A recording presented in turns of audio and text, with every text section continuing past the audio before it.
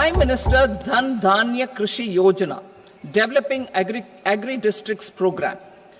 Motivated by the success of the Aspirational District Program, our government will undertake a Prime Minister Dhan Dhanya Krishi Yojana in partnership with states. Through the convergence of existing schemes and specialized measures, the program will cover 100 districts with low productivity, moderate crop intensity, and below average credit parameters. It aims to 1. Enhance agricultural productivity, 2. Adopt crop diversification and sustainable agricultural practices, 3. Augment post-harvest storage at the panchayat and block level, 4. Improve irrigation facilities, and 5. Facilitate availability of long-term and short-term credit. This program is likely to help 1.7 crore farmers. Building rural prosperity and resilience. A comprehensive multi-sectoral rural prosperity and resilience program will be launched in partnership with the states. This will address underemployment in agriculture through skilling, investment, technology, and invigorating economy. The goal is to generate ample opportunities in rural areas so that migration is an option but not a necessity. The program will focus on rural women, young farmers, rural youth, marginal and small farmers, and landless families. The details are in Annexure A. Domestic best practices will be incorporated, and appropriate technical and financial assistance will be sought from multilateral development banks. In Phase 1, 100 developing agri-districts will be covered. Atmanirbharta in pulses. Our government is implementing the National Mission for Edible Oilseed for achieving Atmanirbharta in edible oils. Our farmers have the capability to grow enough for our needs and more. 10 years ago, we made concerted efforts and succeeded in achieving near self-sufficiency in pulses. Farmers responded to the need by increasing the cultivated area by 50%, and government arranged for procurement and remunerative prices. Since then, with rising incomes and better affordability, our consumption of pulses has increased significantly. Our government will now launch a 6-year mission for Atmanirbharta in pulses with a special focus on Tuar, Urad, and Masoor. Details are in Annexure B. Central agencies such as NAFED and NCCF will be ready to procure these 3 pulses as much as offered during the next 4 years from farmers who register with these agencies and enter into agreements. Comprehensive program for vegetables and fruits. It is encouraging that our people are increasingly becoming aware of their nutritional needs. It is a sign of a society becoming healthier. With rising income levels, the consumption of vegetables, fruits, and Sri Anna is increasing significantly. A comprehensive program to promote production, efficient supplies, processing, and remunerative prices for farmers will be launched in partnership with the states. Appropriate institutional mechanisms for implementation and participation of farmer producer organizations and cooperatives will be set up. Makhana Board in Bihar. For this, there is a special opportunity for the people of Bihar. A Makhana Board will be established in the state to improve production, processing, value addition, and marketing of makhana. The people engaged in these activities will be organized into FPOs. The board will provide hand-holding and training support to makhana farmers and will also work to ensure they receive the benefits of all relevant government schemes. A national mission on high-yielding seeds will be launched, aimed at 1. Strengthening research ecosystem, 2. Targeted development and propagation of seeds with high yield, pest resistance, and climate resilience, and 3. Commercial availability of more than 100 seed varieties released since July 2024. India ranks second largest globally in fish production and aquaculture. Seafood exports are valued at 60,000 crore rupees. To unlock the untapped potential of the marine sector, our government will bring in an enabling framework for sustainable harnessing of fisheries from Indian exclusive economic zone and high seas, with a special focus on the Andaman and Nicobar and Lakshadweep Islands. For the benefit of lakhs of cotton growing farmers, I am pleased to announce a mission for cotton productivity. This 5-year mission will facilitate significant improvements in productivity and sustainability of cotton farming and promote extra long staple cotton varieties. The best of science and technology support will be provided to farmers.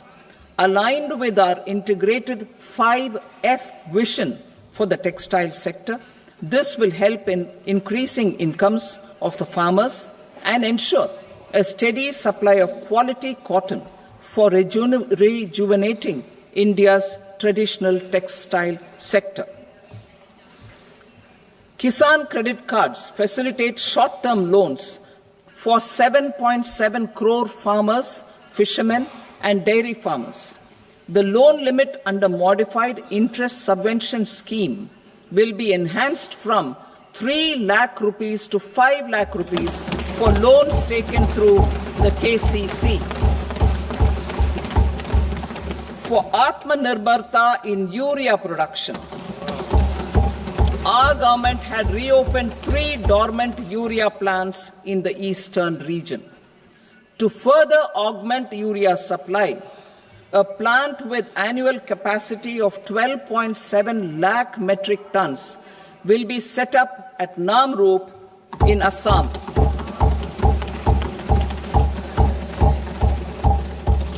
India Post, with 1.5 lakh rural post offices, complemented by the India Post Payment Bank and a vast network of 2.4 lakh Dak Sevaks, will be repositioned to act as a catalyst for the rural economy. Details are at Annexure C. India Post will also be transformed as a large public logistics organization. This will meet the rising needs of Vishwakarmas, new entrepreneurs, women, self-help groups, MSMEs, and the large business organizations. Our government will provide support to NCDC for its lending operations for the cooperative sector. MSMEs as the second engine. Now I move to MSMEs as the second engine, which encompasses manufacturing and services with a focus on MSMEs numbering 5.7 crores. Currently, over 1 crore registered MSMEs, employing 7.5 crore people and generating 36% of our manufacturing, have come together to position India as a global manufacturing hub. With their quality products, these MSMEs are responsible for 45% of our exports. To help them achieve higher efficiencies of scale, technological upgradation, and better access to capital, the investment and turnover limits for classification of all MSMEs will be enhanced to 2.5 and 2 times respectively. This will give them the confidence to grow and generate employment for our youth. The details are given in Annexure D. To improve access to credit, the credit guarantee cover will be enhanced. First, for micro and small enterprises from 5 crore to 10 crore rupees, leading to additional credit of 1.5 lakh crores in the next 5 years. Second, for startups from 10 crore rupees to 20 crore rupees, with the guarantee fee being moderated to 1% for loans in 27 focus sectors which are important for Atmanirbhar Bharat. And for well-run exporter MSMEs, for term loans up to 20 crore rupees. Also for the micro enterprises, we will introduce customized credit cards with a 5 lakh rupee limit for micro enterprises registered on Udyam portal. In the first year, 10 lakh such cards will be issued. Fund of funds for startups. The Alternate Investment Fund, AIFs, for startups have received commitments of more than 91,000 crores rupees. These are supported by the fund of funds set up with the Government of India's contribution of 10,000 crore rupees. Now, a new fund of funds with expanded scope and a fresh contribution of another 10,000 crore rupees will be set up. A new scheme will be launched for 5 lakh women, scheduled castes and scheduled tribes, first-time entrepreneurs. This will provide term loans up to 2 crore rupees during the next 5 years. The scheme will incorporate lessons from the successful Stand Up India scheme. Online capacity building for entrepreneurship and managerial skills will also be organized. Measures for labor-intensive sectors. To promote employment and entrepreneurship opportunities in labor-intensive sectors, our government will undertake specific policy and facilitation measures. To enhance the productivity, quality, and competitiveness of India's footwear and leather sector, a focused product scheme will be implemented. The scheme will support design capacity, component manufacturing, and machinery required for production of non-leather quality footwear, besides the support for leather footwear and products. The scheme is expected to facilitate employment for 22 lakh persons, generate over 4 lakh crore rupees, and exports of over 1.1 lakh crore rupees. Measures for the toys sector. Building on the National Action Plan for Toys, we will implement a scheme to make India a global hub for toys. The scheme will focus on development of clusters, skills, and a manufacturing ecosystem that will create high-quality, unique, innovative, and sustainable toys that will represent the Made in India brand. Support for food processing. In line with our commitment towards Purvodaya, we will establish a National Institute of Food Technology, Entrepreneurship and Management in Bihar. The institute will provide a strong fillip to food processing activities in the entire eastern region. This will result in 1. Enhanced income for the farmers through value addition to their produce, and 2.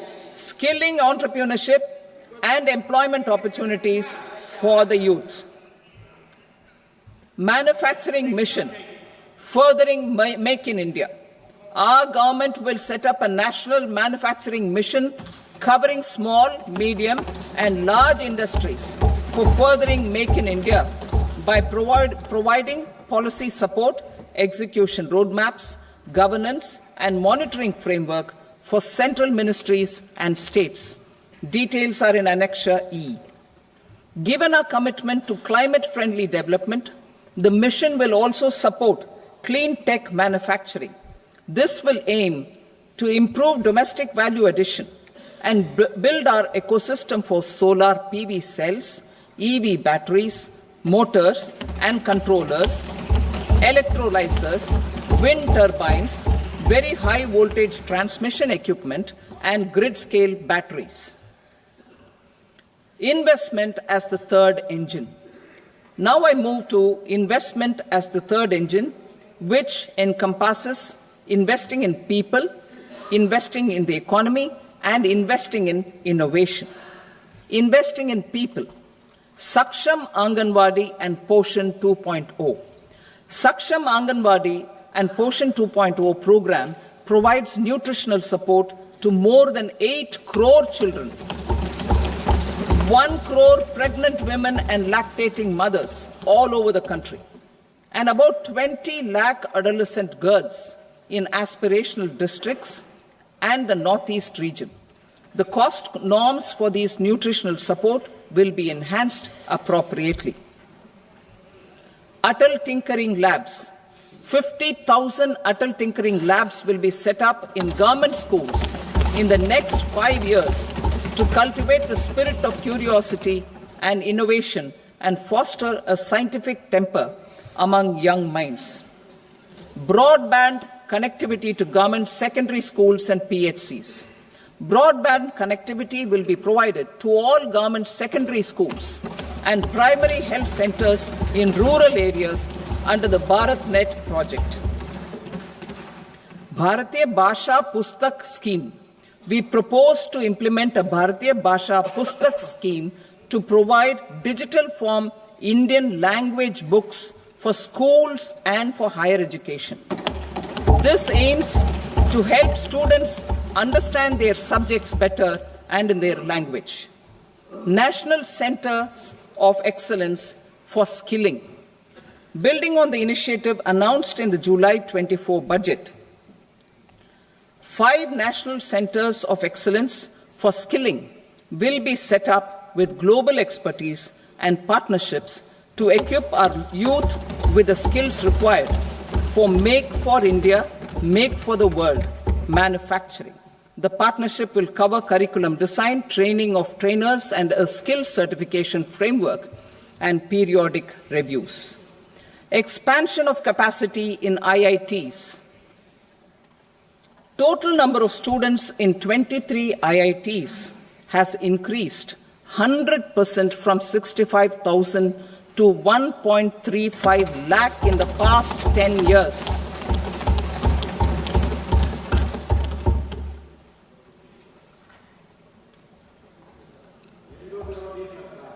Additional infrastructure will be created in the 5 IITs started after 2014 to facilitate education for 6,500 more students.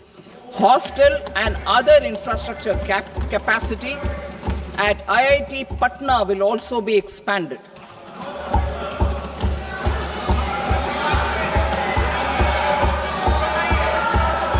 Center of Excellence.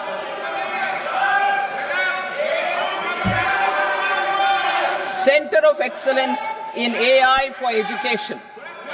I had announced 3 centers of excellence in artificial intelligence for agriculture, health, and sustainable cities in 2023. Now a center of excellence in artificial intelligence for education will be set up with a total outlay of 500 crores. Expansion of medical education. Our government has added almost 1.1 lakh undergraduate and postgraduate medical education seats in 10 years, an increase of 130%. In the next year, 10,000 additional seats will be added in medical colleges and hospitals towards the goal of adding 75,000 seats in the next 5 years. Daycare cancer centers in all district hospitals. Our government will facilitate setting up of daycare cancer centers in all district hospitals in the next 3 years. 200 centers will be established in 25-26 itself. Strengthening urban livelihoods. Our government has been giving priority to assisting urban poor and vulnerable groups. A scheme for socio-economic upliftment of urban workers will be implemented to help them improve their incomes, have sustainable livelihoods, and a better quality of life. PM Swanidhi scheme has benefited more than 68 lakh street vendors, giving them respite from high-interest informal sector loans. Building on this success, the scheme will be revamped with enhanced loans from banks, UPI-linked credit cards with 30,000 rupees limit, and capacity building support. Social Security Scheme for welfare of online platform workers. Gig workers of online platforms provide great dynamism to the new age services economy. Recognizing their contribution, our government will arrange for their identity cards and registration on the e-Shram portal. They will be provided healthcare under PM Jan Arogya Yojana. This measure is likely to assist nearly 1 crore gig workers.